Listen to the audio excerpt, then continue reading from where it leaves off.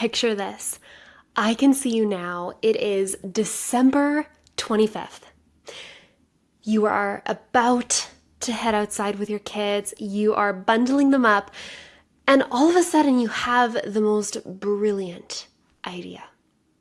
You immediately put it into your idea capturing system, and you know that this is the most productive that you could ever be this holiday season.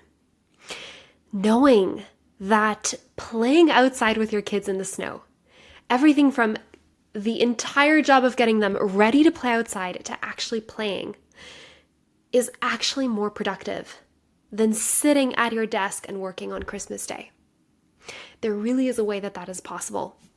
That is something that I have started to experience in this innovation pivot. You have probably noticed a big theme in my content right now. It's all about creativity and innovation, because that truly is how we can start seeing success, how we can start living in our unique purpose. And this week's episode is going to be all about productive rest. How resting can actually produce anticipation. It clears our minds. It makes us ready to perform at an excellent level.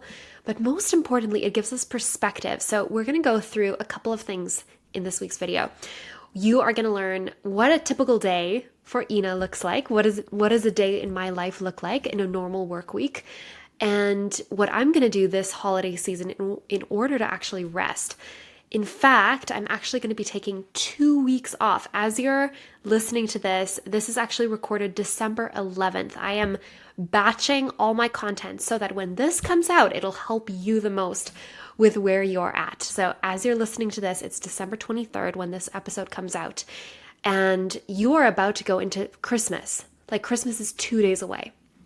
And you might be feeling a little bit stressed. Maybe you did not prepare your content in advance. Maybe you're about to go sit down and write a bunch of sales emails for your January launch, and you're in this state of stress.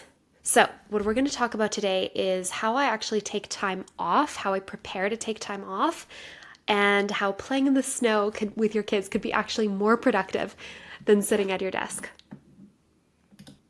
So there are 3 different types of resting that I incorporate into my year.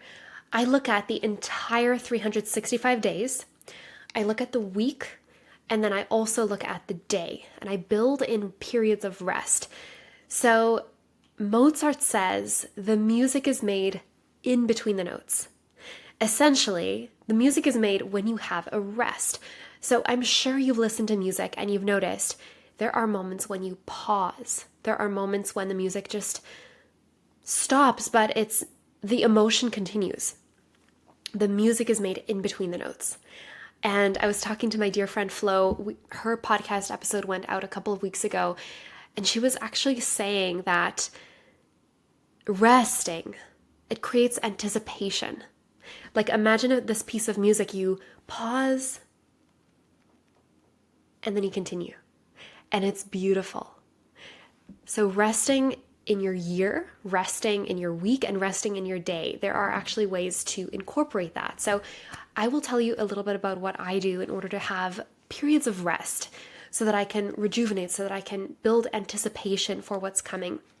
So I'm a mom of a 20-month-old who I probably mention in almost every episode. So maybe you've heard me talk about him as a 13-month-old, then a 17-month-old, and now a 20-month-old.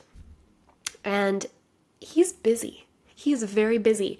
But what I have found is when I work with my hands, aka being a mom, changing diapers, washing laundry, washing dishes, making food, I am resting with my mind. This is a passive form of work. It is a time when my mind can really get busy and it solves the next problem. In fact, I have my best ideas when I'm outside with him on a walk or watching him play in the snow. So if I can trust my capturing system, then I can make sure that the periods of rest with him are the most productive. But we're going to get into that a little bit later. First of all, I just want to tell you a little bit more about the year. So if you think about the 365 days, we're going to go from the big picture to the small picture. The year is 365 days, but something I learned in one of my absolute favorite books that I've been reading recently, 10x is easier than 2x. He talks about taking 150 free days per year. So you might think, oh my goodness, that is so much. That is almost half. But the cool thing is that those free days, when you have nothing scheduled, you are simply free to create. You are simply free to dream, to think, to rest. You are rejuvenated. You are ready for the focus days. So my free days, the days that I have nothing scheduled, every week, 52 weeks per year, is Wednesdays and Sundays. Today's a Wednesday as I record this, granted, but I'm preparing for my 2 weeks off that I take at Christmas. So that's another 14 days. 52 weeks per year, Wednesdays and Sundays. So that's 104 days. I take 2 weeks off at Christmas minimum. So that's another 14. That brings us to 128 days. And then I take another 2 to 3 weeks off in late winter or fall. Often in the summer, I maybe take a week off. So that kind of fills in the rest of the days. But that really gives my mind a chance to rest. You know, a year ago, I was in Hawaii. And I remember sitting there during my son's nap. He was 8 months old at the time. I was sitting on our beautiful patio in the warm air, and I was working. I was on my laptop when I could have been swimming in the ocean. I am not going on a trip this year, but the crazy thing is I'm planning to have days of rest, like a staycation, so to speak, but I'm actually planning to rest. When we went to Hawaii a year ago, I planned which projects I could finish while we were there. Because I was like, I don't have sales calls, I don't have classes I'm coaching, I don't have clients during that time. I'm giving them time off so I can get ahead. And that was not the mindset that I needed to rest. So that brings me to, what does my week look like? So if my days of resting are Wednesdays and Sundays, then my focus days are a lot more productive. Those are Mondays, Tuesdays, Fridays, and Saturdays. And then Thursdays are buffer days. So that's when I catch up on laundry, check on our finances, clean the house. I do all the things that I would like to delegate eventually on Thursdays so that the other 6 days are the way that I want them.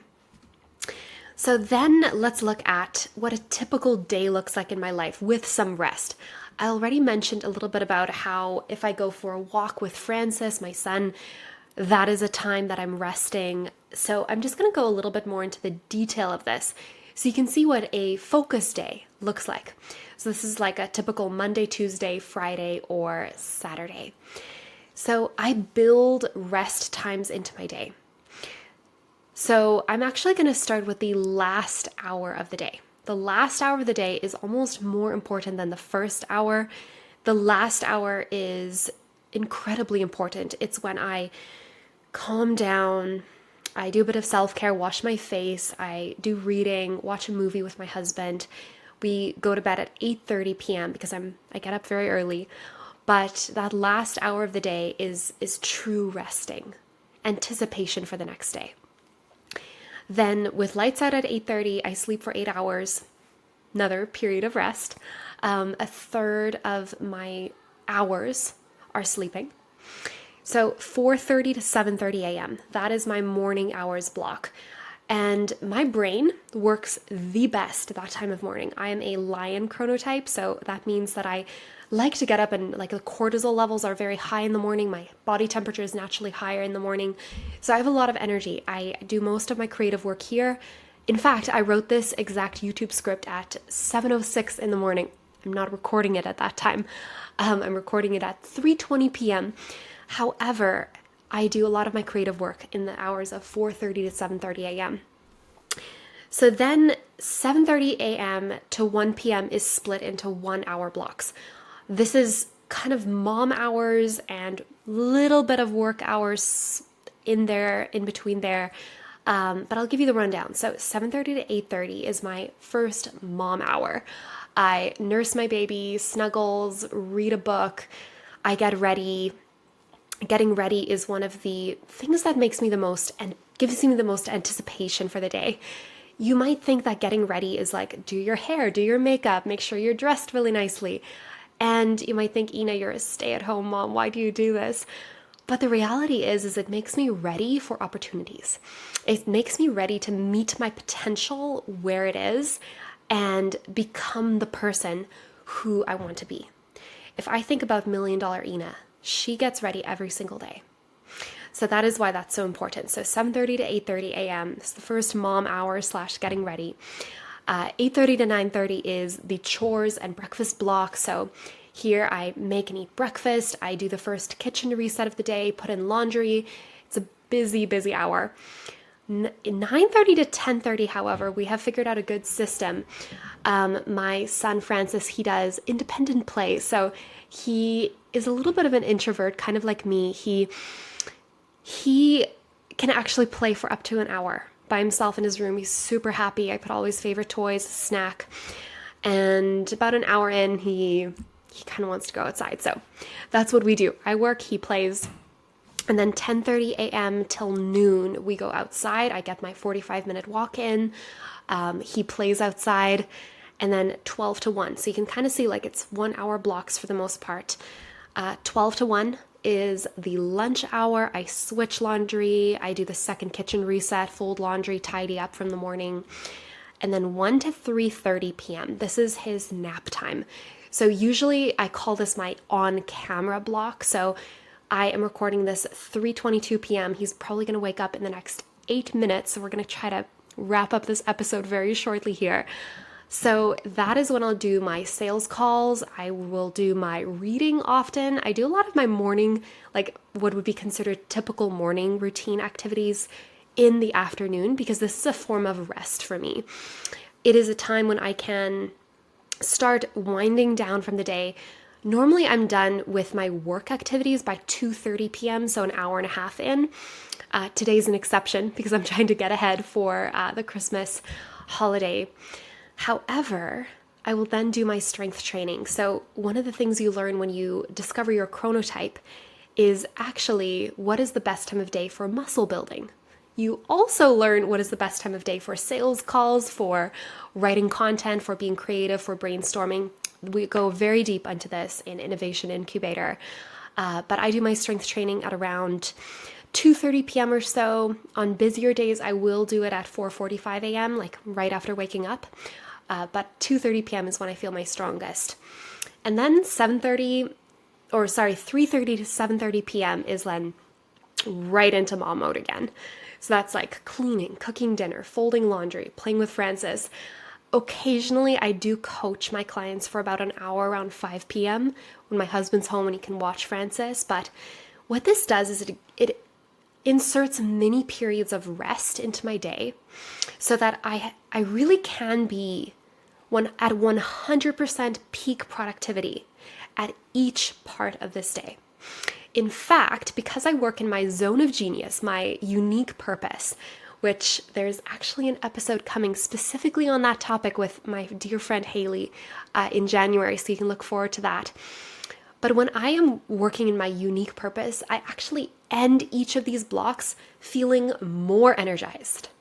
It is mind-blowing. Like I'm recording this, I'm working in my zone of genius, communication, or one of my zones of genius is communication, and I feel energized. I have been up since 4:15 a.m. and I'm still going. I'm still excited. Very little caffeine involved, just a tad. But that brings me to the two lenses of creativity. We need to have a passive, resting, anticipation kind of lens, and then we also need an active lens. So in that day description that I just gave you, there was a lot of moments where I'm actively working, like those morning hours, my 1 hour in the morning when Francis does independent play, the afternoon nap time work block. That is when my brain starts going into associative thinking. So associative thinking is fast, subconscious thinking that associates one concept with another. The ideas can involve memories, emotions, physical sensations, associative thinking. You can do that when you're in an active state if you've rested enough. Building time for rest is vital for you to be at your peak creativity level. I've experienced seasons where I did not rest. This was actually before I became a mom. An episode coming in the new year actually about how motherhood creates the most creative brain you'll ever have. But I won't go too deep on that right now. But before I became a mom, I had no structure in my day. I would get up, go to the gym, do my morning routine. That was the only structure I had. And then from like 8 a.m. to 5 p.m., I would work without a break. My work was not productive. I work about a third of the hours that I used to, but my business has completely skyrocketed. I'm going to do my end of the year analysis here in the next couple of days, and I'll be able to get the exact number, but it is growing. The revenue is growing, and I'm working 3 times less. In fact, I'm coaching 15 hours less than I used to. It's crazy. I now do coaching 1 to 3 hours per week, and it is so rejuvenating to have these periods of rest. So make an active decision that you are going to be passive. And passive in the sense that you're resting. You are doing activities that fuel you up. They are recharging you for the next set of work or the next season. So make that active decision. Decide which days you're going to take off. And if you have not decided to take Christmas off, at least give yourself one day to be with your family and make the most of this beautiful season that you're in. So send me a message on Instagram at ine.wilme. I'll make sure the link is in the description box, and you can let me know which days you're going to take off for Christmas so that you are rested for 2025. It really can be the most productive thing you do. Resting is vital. Your body needs it, your brain needs it, and that way you can show up as your best self. So I will see you next week for one more episode before the new year, which will be all about how to set up yourself for innovation in 2025. So you can start looking forward to that. I cannot wait to see you. Have a wonderful Christmas. Merry Christmas.